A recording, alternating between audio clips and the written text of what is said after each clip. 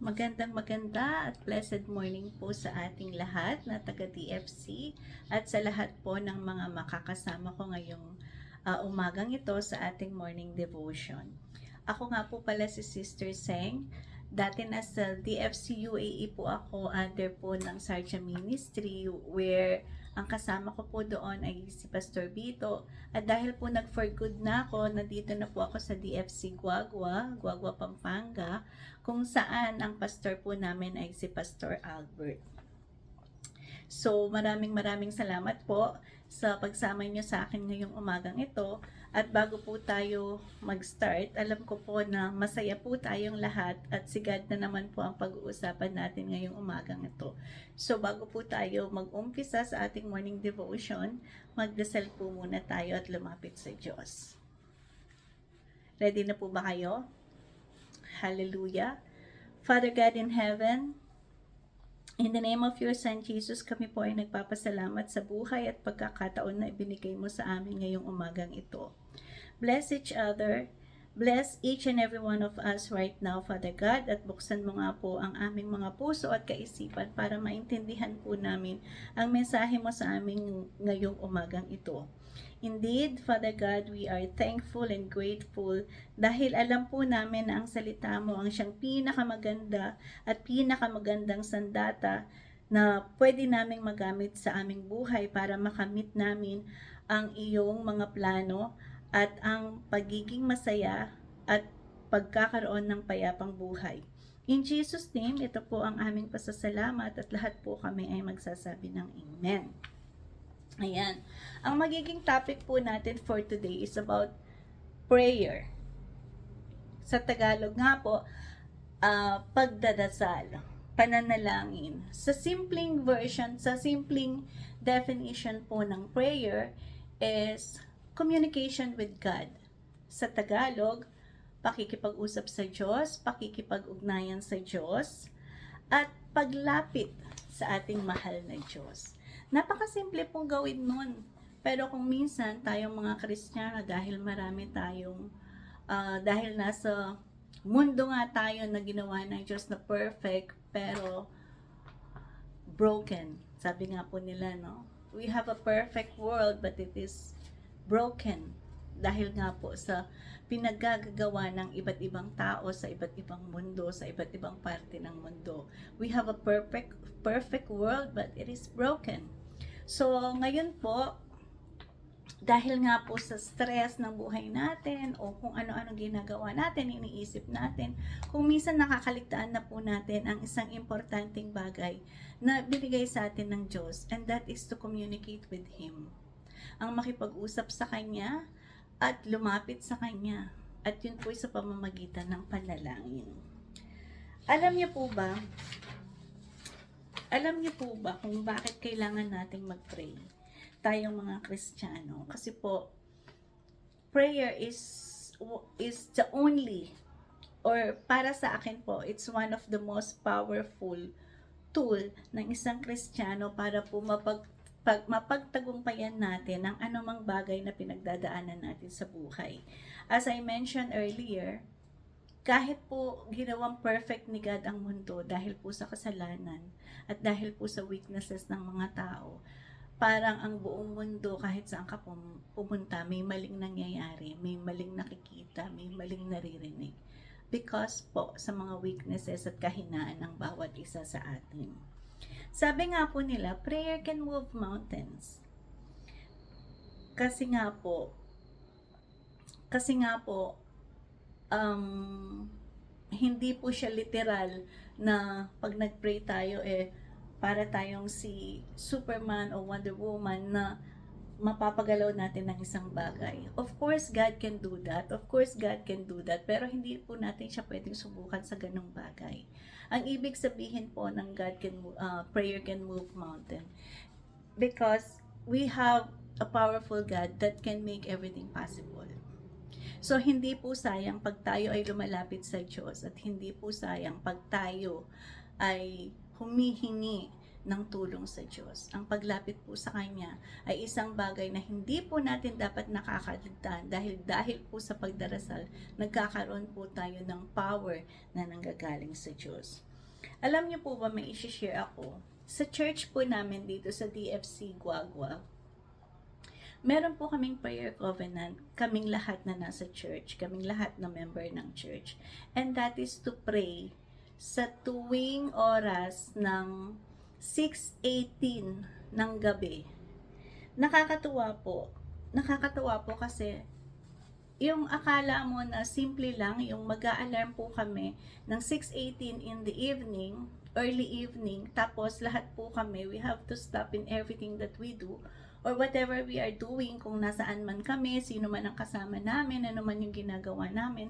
Pag alarm po ng alarm clock namin o ng mobile namin ng 6:18, we will make a sacred, a holy pause. Mag-i-stop po kami because napaka-holy po ng oras na yun para sa amin, dahil yun po ang oras kung saan kaming lahat ay nagkaisa na lalapit sa Diyos sa oras na yun.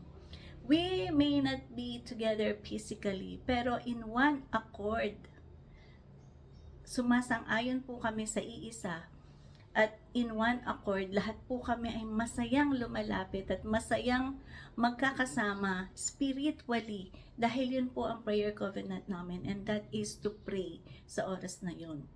Napakalaki po nang nagawa sa akin ng 6:18 prayer namin. Kasi po parang napansin ko, parang gumaan ang buhay. Parang now I don't have to worry kahit pagod ako, kahit stress ako, kahit sinong kasama ko.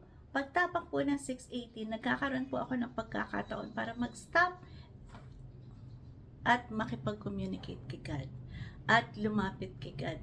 Ngayon po, napaka-sacred na po sa akin ng 6:18 PM kasi it's my time with God. At hindi lang po ako, kasama ko po ang buong church, pati na po yung pastor namin, na lumalapit sa Diyos at nagpe-pray kay God. Iba po yung ginawa niya sa buhay ko. I cannot imagine na it will make my life more beautiful, more magaan, at parang yun nga po yung power to fight everything against all odds. Parang napapagtagumpayan mo, parang winner ka kasi you were able to spare time para magkaroon ka ng holy hour with God, holy time with God. Nakakapagpalakas po talaga siya. Babasahin ko po kung ano po yung nag-inspire sa buong church ng 6:18 prayer. Ito po yung Ephesians 6:18. Gamitin po natin yung ang salita ng Diyos version o kahit anong Bible meron po kayo. Magbukas po tayo sa Ephesians 6:18. Ang sabi po, at manalangin kayo sa lahat ng oras sa tulong ng banal na Espiritu. Ipanalangin nyo ang lahat ng dapat ipanalangin. Huwag kayong magpabaya, patuloy kayong manalangin, lalo na para sa lahat ng pinabanal. Yan po ang verse na lagi po yung tandaan. Napakadali lang po niya. Manalangin sa lahat ng oras sa tulong ng banal na Espiritu. Ipanalangin lahat ang mga dapat ipanalangin. Huwag magpabaya, ipagpatuloy ang pagdarasal, at lalo na para sa mga pinabanal. Pagbubulay-bulayin po natin kung ano ang ibig sabihin at pinararating sa atin ng ating mahal na Diyos sa verse na ito na Efeso 6:18. Alam niyo po ba, kung natatandaan niyo po, meron pong binigay na prayer, meron pong itinurong way, pamamaraan kung paano magdasal at lumapit sa Diyos ang ating Panginoong Hesukristo nung nandito siya sa lupa. Ito po ay tinuro niya sa kanyang mga alagad at makikita po ito sa Matthew 6:9-13. Kung alam niyo po yung Our Father, who art in heaven, holy be your name. Nung bata po ako, natatandaan ko, memorize po namin ito sa school at memorize po namin ito sa bahay. And we are praying this. So, habang lumalaki ako, lagi kong pinagdadasal yung Our Father who art in heaven, holy be your name, your kingdom come, thy will be done on earth. Pero alam niyo po ba, dahil ang turo i-memorize mo ang verse na to, i-memorize mo ang dasal na to, kasi ito yung tinuro ng Diyos. Ang nangyayari po, parang nasa utak siya, wala siya sa puso.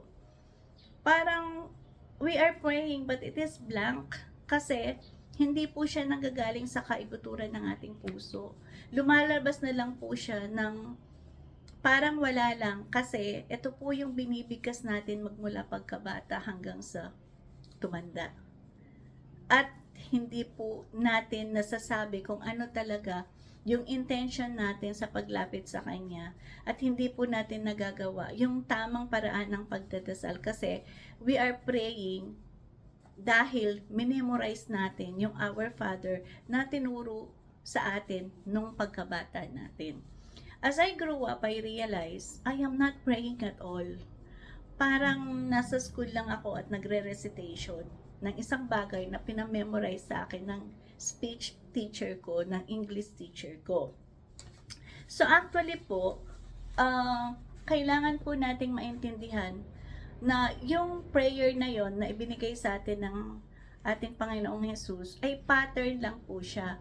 Para siyang format. Ang sabi po niya, this is how you should pray. Hindi po niya sinabing, you memorize this and pray this and pray the same thing. Ang sabi po niya, pray like this. So, binigyan po niya tayo ng format, kung baga parang binigyan niya tayo ng template para po malaman natin kung paano tayo, para po matutuhan natin kung paano po yung tamang pagdadasal. So, ngayon po, we have to remember yung salitang acts. A-C-T-S, acts. Ito po yung elements. Ito po yung elements of prayer. A as in adoration. And that is, we have to worship God. Pag nagpe-pray tayo, yung paglapit natin sa Panginoon, una nating dapat gawin is to adore, worship. I-acknowledge po natin ang pagiging Diyos niya. I-acknowledge po natin na siya yung pinakamataas, siya yung ating Diyos na pinaniniwalaan, siya ang ating Panginoon. Siya ang Panginoon sa buhay natin. We have to adore Him, we have to worship Him, we have to praise Him. Yun po yung unang part ng ating pag-pray. Pangalawa, yung confession. Ito po yung ina-acknowledge natin na tayo ay weak at we cannot do anything apart from Him. Kaya po tayo lumalapit sa Kanya kasi ina-acknowledge po natin na yung lumalapit po tayo as what we are. Hindi po tayo nagkukunwari na I am perfect, na wala akong bahid kasalanan, Kristiyano ako. No, hindi po ganon.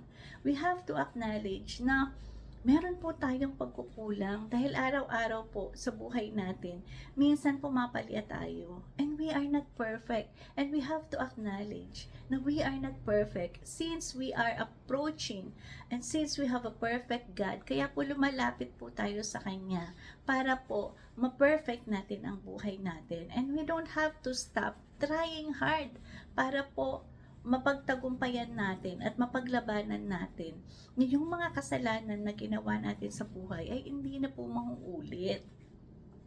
Yun po yung C, confession. So, tapos na po tayo sa adoration, tapos na po tayo sa confession. So, nandito na po tayo sa T, A-C-T.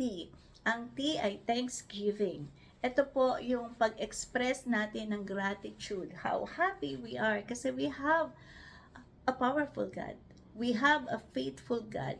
We have a God who is so loving na paulit-ulit niya po tayong pinapatawad at paulit-ulit niya po niya tayong hindi tinatalikuran. Kaya we have to thank God sa presence po niya sa buhay natin. Pangatlo, ito po yung supplication. Ito na po yung idinudulog po natin sa Kanya kung ano yung mga problema natin, kung ano yung mga kahirapan natin, kung saan tayo nahihirapan, kung baga ito na po yung part kung saan inilalapit natin yung ating mga sarili para masolusyonan kung ano man ang pinagdadaanan natin sa buhay. Napakasimple dito ba? So ngayon po, balikan po natin yung Efeso 6:18 na nag-inspire sa buong church kung bakit po kami nagkaroon ng powerful na prayer and holy hour, which is 6:18, na siya po nagpapasaya at nagpapatibay po sa relasyon ng bawat isa at nagpapatibay po sa pagkatao namin as Christian. At nagpapagaan po ng buhay namin, nagpapasaya po ng buhay namin, at nagbibigay ng power sa buhay namin. Pagbubula-bulayin po natin ang bawat salita ng Efeso 6:18 at magtulungan po tayo para maintindihan natin ito. Ito po siya. Nasaan na po ba ako? Ang sabi po sa Efeso, babasahin po natin ulit.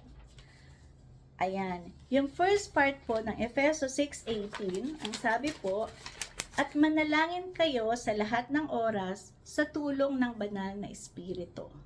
Ayan. Bakit po tayo kailangan lumapit at humingi ng tulong sa Holy Spirit pag tayo ay nagdadasal? Sabi po ni Jesus sa John 14:26, ang salita ng Diyos version. Pero kapag nakaalis na ako, ang tagatulong na walang iba, kundi ang banal na Espiritu ang ipapadala ng aking Ama bilang kapalit ko. Siya ang magtuturo sa inyo sa lahat ng bagay at magpapaalala sa inyo sa lahat ng mga sinabi ko sa inyo. So napakalaking bagay po ng Holy Spirit sa buhay natin. Sabi po ni God, i-summarize po natin. Sabi po ni Jesus, when I go to heaven to be with my Father, I will leave the Holy Spirit to be with you, to be your helper, your guidance, your counselor. Parang lahat po ng kakailanganin natin sa buhay, iniwan po at ibinigay po ni God ang Holy Spirit para po maging katulong natin at katuwang sa lahat ng bagay dito sa mundo. Alam naman po natin na life is not easy, pero magiging easy po siya dahil Kristiyano tayo, na may tagatulong tayo, na nagpapalinaw ng kaisipan natin, na nagbubukas ng puso natin sa salita ng Diyos, kaya hindi tayo naliligaw. So malinaw po ang sabi ni Jesus na ang Holy Spirit ang siyang magiging gabay natin sa lahat ng bagay dito sa mundo. Katulong natin sa ating buhay, lalo na sa oras ng ating pagdadasal. Dahil siya po ang gagabay sa atin para ma-align ang mga prayer natin yung naaayon sa kalooban ng Diyos. Sabi nga po, 'di ba? As a human, may kanya-kanya po tayong ambisyon, may kanya-kanya po tayong gustong mangyari sa buhay. Pero hindi po lahat ng mga bagay na gusto natin, gusto ng Diyos para sa atin. So, ang Holy Spirit po, ang siyang gabay para ma-align po yung mga gusto natin sa buhay at ma-align ang takbo ng buhay natin sa plano ng Diyos sa atin. So, napakalaking bagay po that we ask the Holy Spirit to help us pag tayo ay lumalapit sa Diyos. Amen po ba? Pagkatapos po noon, ang sabi po niya, at manalangin kayo sa lahat ng oras. Lahat ng oras. Hindi po niya sinabi na manalangin kayo pag may problema lang kayo.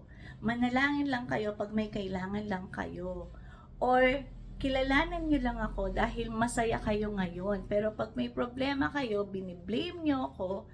Or pag may problema kayo, kinakalimutan nyo ako dahil akala nyo iniwan ko kayo. Hindi po siya ganon. Ang sabi po niya, sa lahat ng oras, ang ibig sabihin po nun, kahit anong sitwasyon meron ang bawat isa sa atin, masaya man tayo o nasa crisis man ang buhay natin, sa lahat po ng pagkakataon, araw-araw o anumang sitwasyon meron po tayo ay laging mananalangin, tayo ay laging tatawag sa Diyos sa lahat ng oras. Ano pa po yung kasunod? Ipanalangin nyo ang dapat ipanalangin. Ayan. Katulad nga po ng na-mention ko kanina, yung pattern po na ibinigay sa atin ng ating Panginoong Diyos nung siya ay nandito pa sa lupa. Yung memorize natin nung kabataan natin na dinadasal natin bago tayo matulog, Our Father who art in heaven. Na-discuss na po natin kung ano po yung acts. Yun po yung elements of prayer, which is acts. Yun po yung adoration, confession, thanksgiving, supplication. Hindi naman po kasi masama na sundan natin yung pattern na ginawa ng Diyos. Kasi nga po as a Christian, we have to follow kung ano po yung ibinibigay na instruction o salita na nababasa natin sa Bible. Since ganito po yung binigay ng Diyos sa atin na pattern, ganito po yung template, sabi nga po, we have to follow. So, uulitin po natin kung ano yung ibig sabihin ng acts. Adoration, worshiping God. Confession, acknowledging we are weak, we are sinners. Thanksgiving, yung pag-express po natin ng gratitude. At supplication, ito po yung mga problema natin na nire-request natin kay God na masolusyonan. Yung we are making requests para dito, para dito, para dito. Ito po yung supplication. So, wag po natin kakalimutan, acts. Acts. So, sabi nga po, ipanalangin ninyo ang dapat ipanalangin. So, yun nga po, we have to pray kung paano tayo tinuruan ng Panginoon. At pagkatapos po nun, huwag kayong magpabaya. Ang ibig sabihin po nito, huwag tayong, let's not be ignorant.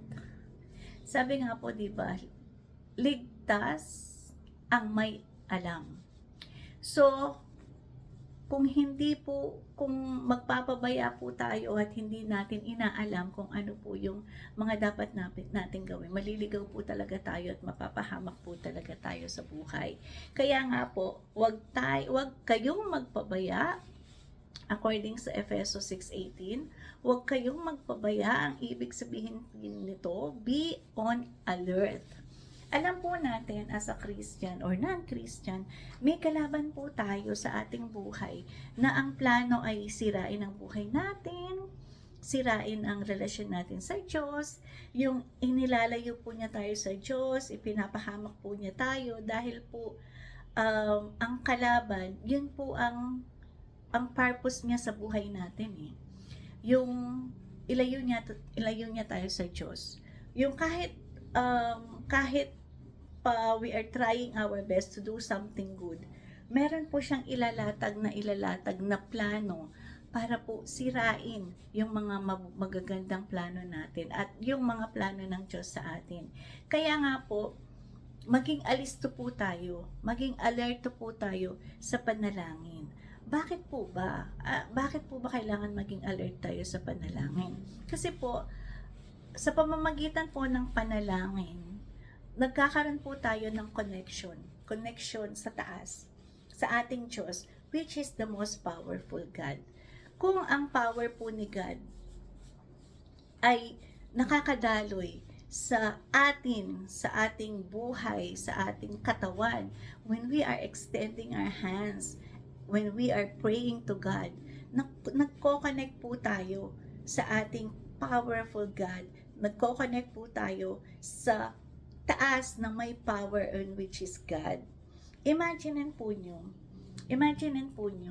ang isang electric fan o ang isang aircon. Hindi po nakasindi yung electric fan o aircon sa kwarto, kaya po pinagpapawisan ako.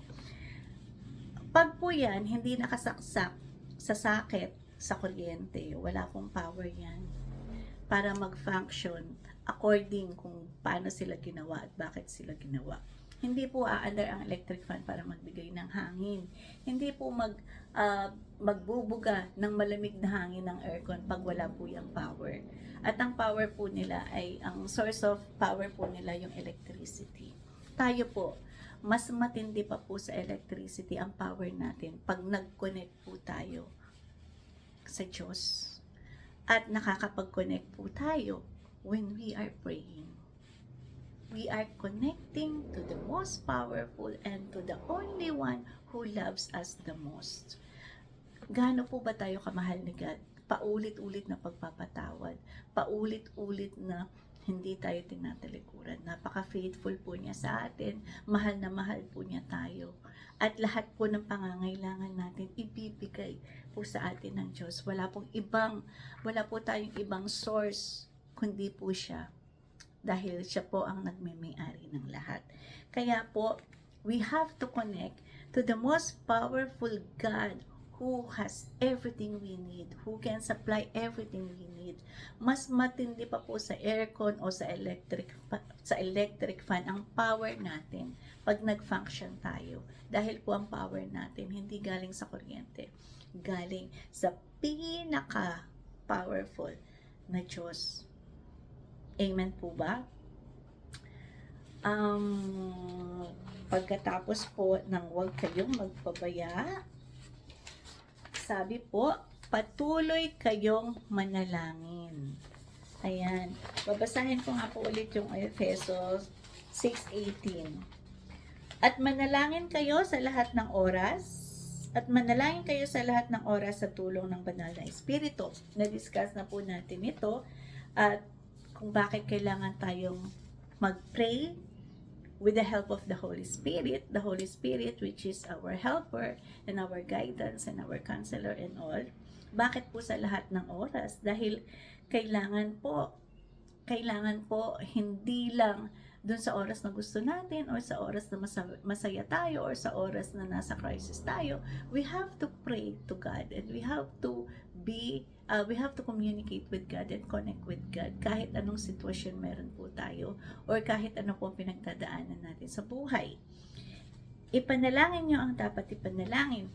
Ito po yung binigay sa atin ng Diyos, na itinuro sa atin ng Diyos na our Father, na memorize po natin ng bata tayo, pero dahil memorize natin, hindi po nanggagaling sa puso, nanggagaling lang po, parang automatic lang po siya, pero wala siyang meaning. So we have to pray po according to the pattern na binigay sa atin ng Diyos, which is Acts. Uulitin ko po kung ano yung Acts, and that is adoration, confession, thanksgiving, at supplication. So, manalangin tayo sa lahat ng oras. Ipanalangin niyo lahat ang dapat ipanalangin. Huwag kayong magpabaya. Patuloy kayong manalangin. Eto po, patuloy kayong manalangin. Nandun na po tayo. Gawin po natin ito, ang pananalangin as part of our daily life.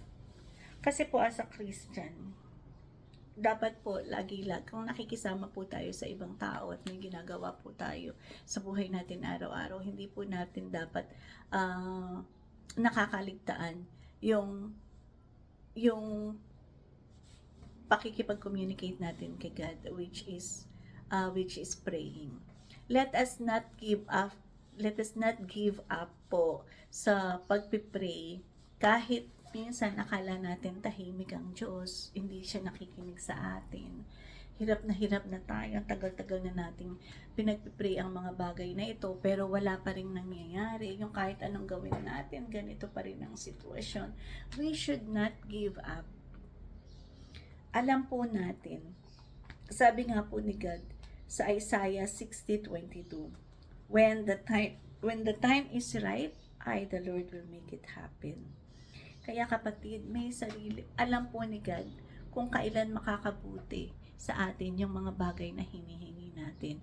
At yun po yung tamang araw para po makamtan natin kung ano ang mga pinagpipray natin sa Kanya. Lalong-lalo na po kung ito ay naaayon sa plano niya, naaayon po sa will niya. Huwag po tayong mag-give up. Dahil pagdating po ng araw na ibinigay na po ni God sa tamang araw, sa tamang lugar yung panalangin natin, everything will be beautiful.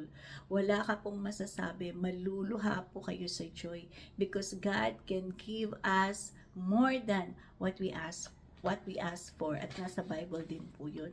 So let's not give up at patuloy po tayong manalangin. Gawin po nating parte ito sa buhay natin.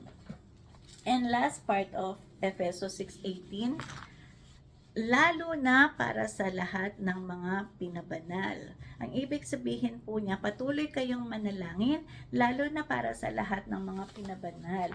Huwag po tayong mag-focus, huwag po tayong selfish sa sarili lang natin. When we pray, ilapit din po natin ang ating mga pamilya, ang ating mga, lalong-lalo na ang ating mga kapatid sa church, ang ating pastor, yung mga elder ng church, yung mga nagli-lead sa mga ministry, yung mga sa music ministry, sa dance ministry, yung mga nagli-lead sa Bible study, lahat ng kasamahan natin at kapatid natin sa church. Ito po yung mga sinasabi sa Efesos 16 na isama natin sa ating pagdadasal lahat ng mga pinabanal. So when we pray, we have to pray for each other, we have to pray for other people, and we have to pray for the whole church, lalong-lalo na po sa pastor natin. Dahil po siya yung inatasan at inutusan ng Diyos para tumayo sa harapan natin at magbahagi ng mga salita niya. Napakaganda nga po nung napag-aralan natin ngayon, yung Efesos 6:18. Isang verse lang po siya, pero napakalaki po ng bagay na nagagawa niya sa buhay natin. So, I am inviting everyone, inspiring everyone na mag-alarm po ng 6:18 p.m. sa inyong mobile o sa inyong alarm clock para po magsama-sama po tayo at masaya po tayong sabay-sabay na lumalapit sa Diyos at nananalangin sa Diyos. Napakasaya po ng feeling. Try nyo po at mararamdaman nyo po na kasama nyo pala ako nagdadasal ng 6:18. Kasama nyo pala yung pastor na nagdadasal ng 6:18. Yung ramdam mo po yung presence na parang ang dami-dami mong kasama na nagdadasal sa oras na yun. Parang yung presence lang po na binibigay ng Diyos na kasama mo ang buong church at kasama mo yung mga ibang nasa prayer covenant din ng 6:18 para pong may miracle na nangyayari sa buhay. So, hanggang doon na lang po tayo. So, let's all stand together in faith and let's all pray together in one accord. 6:18, mag-alarm po tayo. I'm inspiring and I'm convincing and I'm inviting everyone na samahan po kami sa aming prayer covenant tuwing 6:18 p.m. Salamat po. Napakaganda po ng feeling ko ngayong araw na to kasi na-share ko po sa inyo kung yung prayer covenant namin na 6:18 kasi po ang laki po ng nagawa niya sa buhay ko at sa buhay ng buong church. Kaya po magpapaalam na po ako for now hanggang sa susunod at selyohan na po natin ang ating morning devotion ngayong araw na ito. At manalangin po tayo. Let's bow our heads. Father God in heaven, we worship you and we praise you at mahal po namin kayo. At kami po ay nagpapasalamat sa mensahe na ibinigay niyo sa amin ngayong umagang ito. Salamat po sa Holy Spirit na ibinigay ng ating Panginoon para po maging helper namin at mag-guide sa amin sa aming pang-araw-araw na buhay. Let the Holy Spirit, dear God, reign in every hearts ng mga anak mo, sa puso namin, sa kaisipan namin, sa buong pagkatao namin. Tulungan mo po kami na ma-enjoy ang buhay namin, having the greatest navigator in our lives, which is the Holy Spirit. Thank you. Maraming salamat po, God, in the name of your Son, Jesus. Ito po ang aming dalangin. Ito po ang aming pasasalamat at lahat po kami ay magsasabi ng Amen. Ayan po, mga kapatid, hanggang sa susunod po at sana po masaya po kayo na nakapag-aral tayo ng salita ngayon. 6:18, magkita-kita po tayo ng 6:18 p.m. Magmula ngayon hanggang forever. Magandang umaga po ulit. Bye!